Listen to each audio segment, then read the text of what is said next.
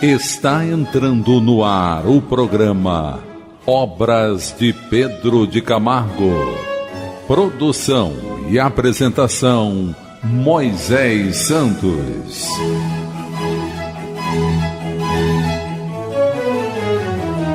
Caríssimos ouvintes da Rádio Rio de Janeiro, eu sou Moisés Santos e este é o programa Obras de Pedro de Camargo. Permaneceremos sempre juntos, meu caro ouvinte, estudando o Evangelho de Jesus, buscando em suas diretrizes as oportunidades de entendimento, tornando-se ferramentas úteis para o sentido das nossas vidas. E você que estuda conosco já sabe que estamos acompanhando a obra Nas Pegadas do Mestre. O autor é Pedro de Camargo e editora da Federação Espírita Brasileira. Hoje vamos estudar o céu de Jesus. E Pedro de Camargo inicia o capítulo dizendo que o cristianismo diverge de todas as demais religiões. É fruto de uma revelação contínua, progressiva, eclética. Progressiva, meu caro ouvinte, significa que ela está em desenvolvimento constante, porém sem jamais excluir os princípios básicos. Eclética porque todos podem ser alcançados por esse entendimento, enquanto as outras são concepções humanas, cristalizadas em postulados e fórmulas, ou seja, atitudes de interesse, concepções particulares do personalismo humano, cujo valor e prestígio refulgem em dada época, esmaecendo e ofuscando-se depois, à medida que a razão humana vai firmando o seu império. Portanto, conceitos passageiros que dizem respeito exclusivamente a um determinado grupo de pessoas dentro de uma certa época. Vamos buscar as diretrizes libertadoras na doutrina espírita. Diretrizes libertadoras. Do livro A Gênese de Allan Kardec, em seu capítulo 1, o título Caracteres da Revelação Espírita, o item 29. Mas que ousa permitir-se de interpretar as Escrituras Sagradas? Quem tem esse direito? Quem possui as luzes necessárias, senão os teólogos? Quem o ousa? A ciência, de então, não pede permissão a ninguém para fazer conhecer as leis da natureza, e salta de pés juntos sobre os erros e os preconceitos. Quem tem esse direito? Nesse século de emancipação intelectual e de liberdade de consciência, o direito de exame pertence a todo mundo, e as Escrituras não são mais a arca santa, na qual ninguém ousava tocar o dedo sem se arriscar de ser fulminado. Quanto às luzes especiais necessárias, sem contestar as dos teólogos, e todo esclarecido que fossem os da Idade Média, e em particular os pais da Igreja, eles não estavam, entretanto, absolutamente ainda preparados para não condenar como heresia o movimento da Terra e da crença dos antípodas. E sem remontar tão alto os dos nossos dias, não lançaram eles o anátema aos períodos de formação da Terra? Os homens não puderam explicar as Escrituras sem o auxílio do que sabiam, noções falsas ou incompletas, que tinham sobre as leis da natureza, mais tarde reveladas pela ciência. Eis porque os teólogos, eles próprios, puderam, de muito boa fé, equivocar-se sobre o sentido de certas palavras e de certos fatos do Evangelho, querendo a todo custo aí encontrar a confirmação de um pensamento pré-concebido, eles tornavam sempre ao mesmo círculo, sem deixar seu ponto de vista de tal sorte que só viam o que queriam ver aí. Por mais sábios que fossem os teólogos, eles não podiam compreender as causas dependentes das leis que eles não conheciam. Mas quem será juiz das interpretações diversas e frequentemente contraditórias dadas fora da teologia? O futuro, a lógica e o bom senso. Os homens, mais e mais esclarecidos, à medida que novos fatos e novas leis venham a se revelar, saberão fazer boa parte dos sistemas utópicos e da realidade. Ora, a ciência faz conhecer certas leis. O Espiritismo o faz conhecer outras. Umas e outras são indispensáveis à inteligência dos textos sagrados, e todas as religiões, desde Buda e Confúcio até o cristianismo. Quanto à teologia, ela não estará judiciosamente extirpada das contradições da ciência, já que ela nem sempre está de acordo consigo mesma. Então, meu caro ouvinte, toda a interpretação dos ensinamentos das Escrituras, consideradas Escrituras Sagradas, do Antigo Testamento, do Novo Testamento, sempre dependerá da própria cultura e todo o conjunto de interesses, porque sem o conhecimento comprovado pela ciência das leis naturais, as Escrituras sempre ficarão limitadas a esse contexto. Porque sempre que as interpretações particulares surgem com perspectiva exclusiva, ficam limitadas a essa mesma visão estreita de todos nós que ainda somos os encarnados.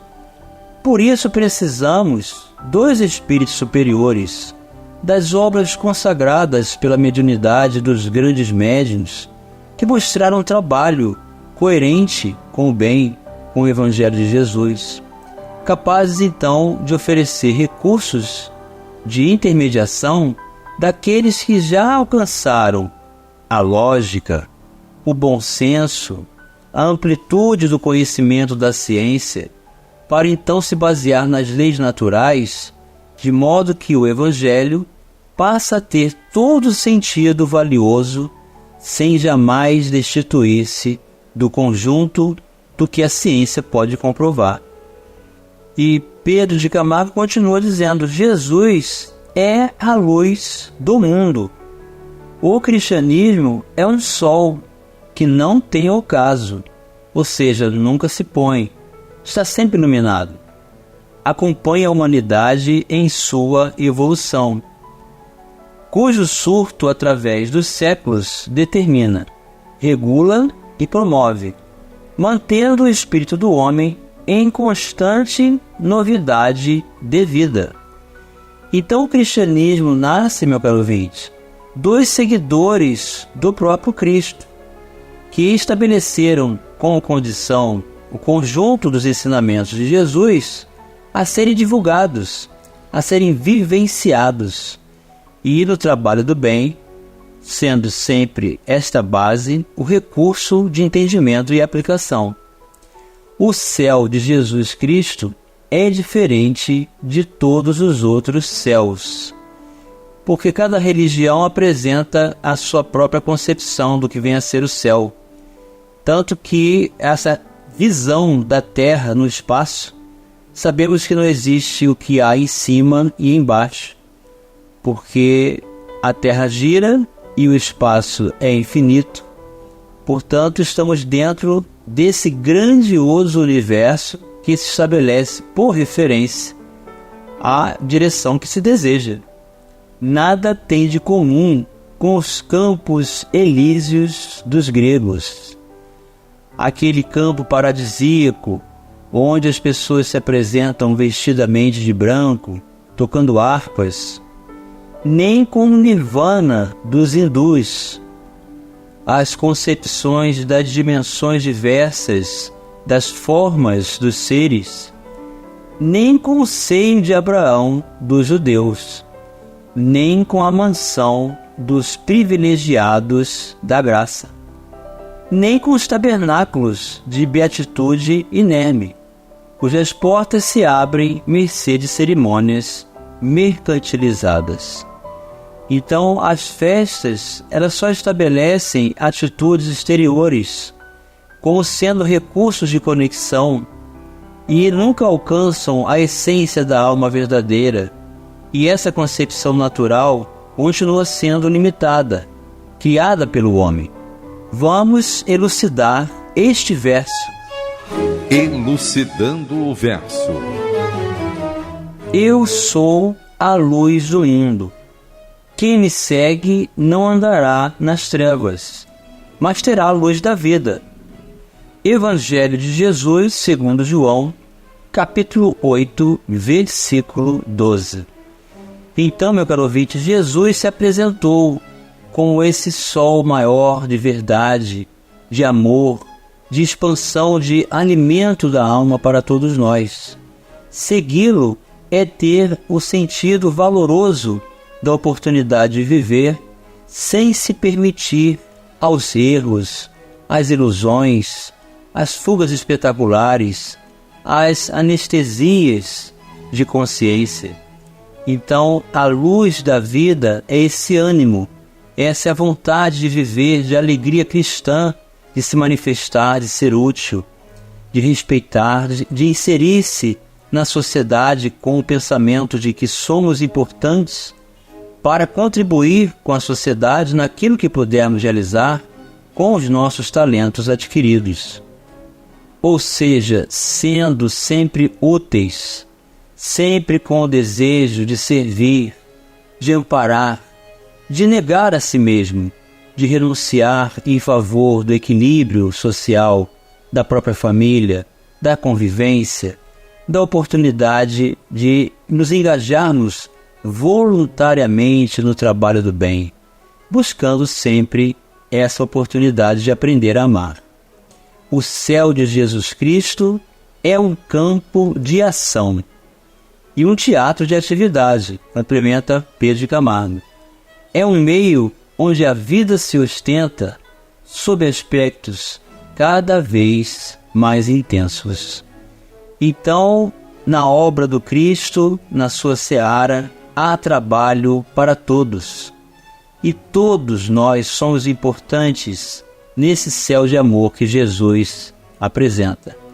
Os céus de Jesus, meu caro ouvinte, estão com as portas escancaradas, aguardando a nossa decisão para nele entrar. Vamos continuar estudando o céu de Jesus já no próximo bloco.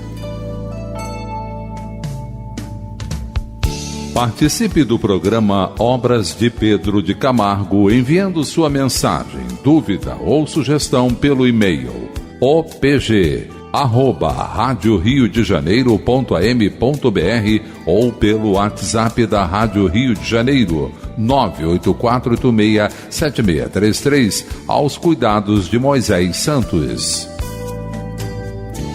Voltamos a apresentar o programa Obras de Pedro de Camargo. Produção e apresentação Moisés Santos. Caríssimos ouvintes da Rádio Rio de Janeiro, voltamos agora para o segundo bloco do nosso programa de hoje, em que estamos dando continuidade aos estudos da obra Nas Pegadas do Mestre, editora da Federação Espírita Brasileira. O autor é Pedro de Camargo.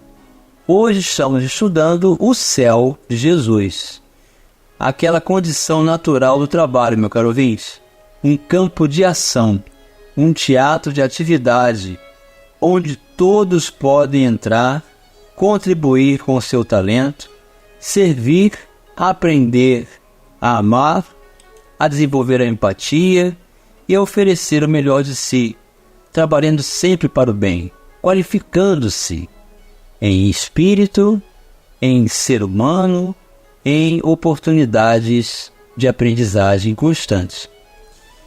E, por ser assim, ele o compara em seu evangelho com a semente e com o fermento. A semente contém em seu âmago fortes energias latentes, que só aguardam ocasião propícia para entrar em ação. O fermento, a seu turno, é uma força condensada que leveda, que põe em atividade a massa em cujo seio é introduzida, determinando seu crescimento. A semente e o fermento são, pois, imagens de potências ocultas, de poderes latentes, tal como se verifica no espírito do homem. Então Jesus faz essa comparação usando o fermento e a semente para nos revelar as potencialidades desse céu, do reino dos céus. Vamos retirar este véu. Retirando o véu. No Evangelho de Jesus segundo Mateus, no capítulo 13, a partir do versículo 31, Jesus faz essas comparações do reino dos céus, tanto com a semente quanto com o fermento. Disseram os discípulos a Jesus: dize-nos, a que se assemelha o reino dos céus? Respondeu-lhes ele: ele é semelhante a um grão de mostarda. Isso é uma semente, meu caro ouvinte, que é menor que todas as sementes. Mas quando cai em terra, que o homem trabalha, produz um broto e se transforma num abrigo para as aves do céu. E o reino dos céus é como o fermento usado por uma mulher para fazer pão. Embora ela coloque apenas uma pequena quantidade de fermento em 3 medidas de farinha, toda a massa fica fermentada. Então, meu caro ouvinte, semente e fermento são comparadas às potencialidades que podem ser desenvolvidas se nós desejarmos e assim estabelecermos, pelo nosso interesse, pelo uso da vontade, essas potencialidades estimuladas pela vontade de crescer, de sermos úteis, de trabalhar no bem. Assim é o reino dos céus, assim é a alma humana. O céu de Jesus é o reinado do Espírito, continua Pedro de Camargo. É o estado da alma livre, que, emancipando-se do cativeiro animal, ergue altaneiro voo, sem encontrar mais obstáculos ou peias que o restringam. Jesus assemelhou também o céu à parábola dos talentos. Talento, meu caro ouvinte, são moedas, mas hoje tem a atribuição daquela característica da predisposição, da oportunidade de sermos alguém ou agirmos em determinado campo, onde figura certo senhorio afazendado. Aí vai descrever a parábola dos talentos, distribuindo entre seus servos, consoante a capacidade de cada um, determinadas importâncias em dinheiro. Decorrido algum tempo, o Senhor chama esses servos à prestação de contas. Eles atendem apresentando o fruto dos seus labores. O que havia recebido 10 moedas, entrega 20, sendo as outras 10 o produto do emprego dado ao capital recebido. O que recebeu 5 e o que recebeu 2 moedas fizeram o mesmo. Aquele, porém, que havia recebido uma só, trouxe desacompanhada de lucro, alegando incompetência e receio de a pôr em giro. O Senhor louva o proceder dos primeiros, prometendo confiar-lhes oportunamente maiores somas, e censura o último pela sua negligência e ociosidade. Então, nessa parábola dos talentos, nós vemos que Jesus apresenta investimentos diferenciados para cada um, porque nós vivemos numa escola, tivemos o mesmo princípio, mas cada um apresenta um determinado nível de amadurecimento e evolução, e portanto terá mais ou menos responsabilidades perante as condições que já apresenta em função dessa sua evolução, do próprio amadurecimento. E aí compara esse que recebe apenas um talento, que são aqueles ainda que estão em dúvida, que estão com receio, que não querem deixar seus hábitos de acomodações, de vínculo com as sensações, com os excessos da matéria, as ambições e as ideias de acúmulo que se estabelece simplesmente na visão materialista. Então, esse que recebe o único talento cada um de nós ainda materialista que não se decide pelo trabalho e se permite a inércia da vida sem produtividade. Tal a ideia do céu que o Filho de Deus nos dá nesse Apólogo e em outros congêneres.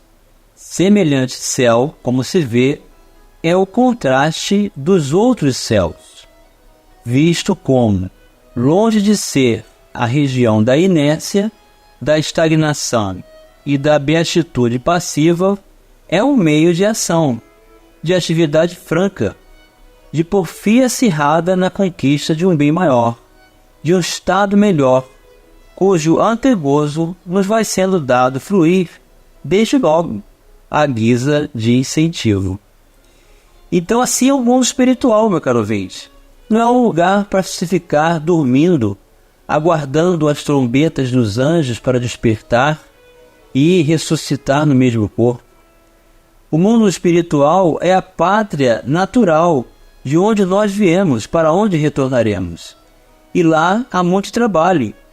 Há uma compensação natural, uma equivalência de nível psicofísico, de construções, de edificações, de recursos e trabalho em que se dá reencontros sempre com oportunidade dessa dinâmica. Vamos pensar sempre assim, e estaremos sempre dispostos à ação. Esse é o céu de Jesus. Qual a consciência livre? Vai perguntar agora para cada um de nós, Pedro de Camargo. Qual a razão esclarecida capaz de trocar este céu, o céu de Jesus Cristo, pelo céu de qualquer das religiões do mundo? Então aqui nós vemos o quanto existe de interesse ainda e visão da própria experiência materialista na concepção de cada céu. Porque o céu das religiões do mundo, eles são muito parecidos com as ideias de condenação ou absolvição, de ideia de sofrimento eterno ou de acomodação, adoração e inércia constantes, com as ideias de paraíso sem muito esforço. Então, qual a inteligência lúcida? Ele pergunta novamente, qual o senso amadurecido na experiência da vida, capaz de trocar a verdade encarnada no ungido de Deus pelas fantasias e quimeras forjadas pelas paixões humanas? Então nós sabemos, meu caro ouvinte, que cada religião tem a sua função. Cada um encontra-se em determinado conjunto doutrinário que vai lhe satisfazer e buscar as respostas momentâneas do momento de experiência que vive. Mas quando surgem as grandes adversidades, quando surgem as condições diferenciadas, que as respostas não se encontram mais nesse conjunto doutrinário estreito, é necessário então buscar esse céu de atividades, compatível com a luz do mundo, que é nosso Senhor Jesus Cristo. E chegou o momento, meu caro ouvinte, de você receber a mensagem do Mestre. Mensagem do Mestre. Os céus e a terra passarão, mas as minhas palavras jamais passarão. Evangelho de Jesus segundo Mateus, capítulo 24, versículo 35. Os ensinamentos de Jesus, meu caro ouvinte, são vida em abundância, são fontes inesgotáveis de luz, de verdade e de alimento para as nossas almas. É atualíssimo o conjunto de entendimento dos valores do bem exarados pelos exemplos do guia da humanidade, do referencial único e perfeito com o qual podemos realmente contar, sem jamais nos decepcionarmos. Então, antes de admitir as experiências próprias ou os conceitos particulares de quem quer que seja, busquemos na fonte inesgotável do Evangelho de Jesus as respostas que nós podemos encontrar para serem motivo de libertação das nossas vidas de todo mal e a vida do amor de Deus com todo o bem. Um grande abraço e até o próximo programa. Você ouviu o programa Obras de Pedro de Camargo. Produção e apresentação Moisés Santos.